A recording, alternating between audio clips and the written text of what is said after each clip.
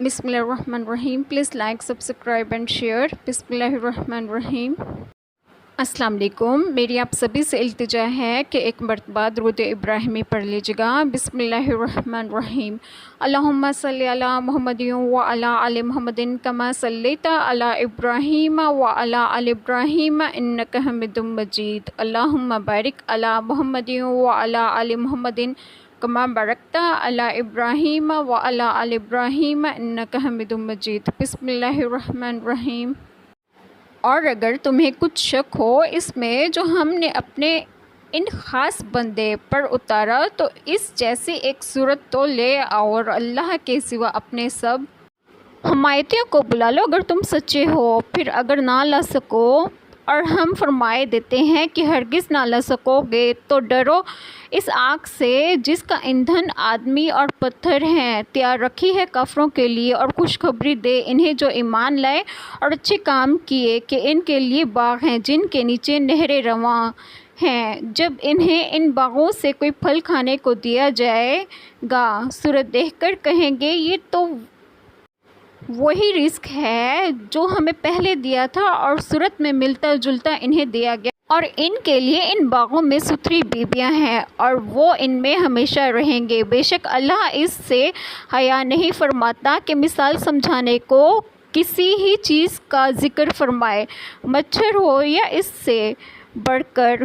تو وہ جو ایمان لائے وہ تو جانتے ہیں کہ یہ ان کے رب کی طرف سے حق ہے. رہے کافر وہ کہتے ہیں ایسی کہاوت میں اللہ کا کیا مقصود ہے. بسم اللہ الرحمن الرحیم. آج جو بات میں آپ لوگوں سے ڈسکس کروں گی وہ یہ ہے کہ توحید الہی کے بعد حضور پاک صلی اللہ علیہ وآلہ وسلم کی نبوت اور قرآن کریم کے عاجز کر دینے والی کتاب ہونے کی دلیل فرمائی جاتی ہے. بندہ خاص سے حضور پاک صلی اللہ علیہ وآلہ وسلم مراد ہیں یعنی قرآن پاک جیسی کتاب لے آؤ جو قرآن پاک کی مثل ہو. پتھر و بت سے مراد ہیں جنہیں کفار پوجتے ہیں. ان کی محبت میں قرآن پاک اور رسول پاک صلی اللہ علیہ وآلہ وسلم سے انکار کرتے ہیں. دوزخ پیدا ہو چکی ہے. مسئلہ مومنین کے لیے ہمیشہ جہنم میں رہنا نہیں ہے. کفار اور ان کے اعمال عذاب کے بعد مومنین اور ان کے اعمال کا ذکر فرمایا اور انہیں جنت کی بشارت دی گئی.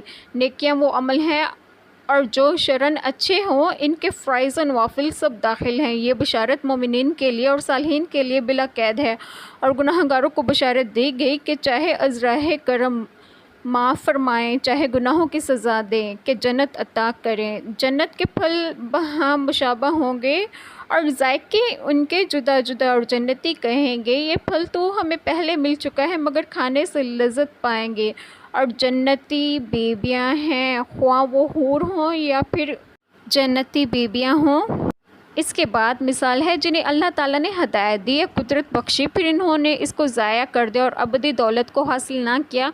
ان کا انجام حسرت و افسوس حیرت و خوف ہے. اس میں وہ منافق بھی داخل ہیں جنہوں نے اظہار ایمان کیا اور دل میں کفر رکھ کر اقرار کی روشنی کو ضائع کر دیا اور کفر میں ہی اقرار کی روشنی کو ضائع کر دیا. وہ بھی مومنین ہونے کے بعد مرتد ہو گئے اور وہ بھی جنہیں فطرت سلیمہ عطا ہوئی اور دلائل کی روشنی نے حق کو واضح کیا مگر انہوں نے اس سے فائدہ نہ اٹھایا اور گمراہی کی راہ اختیار کی.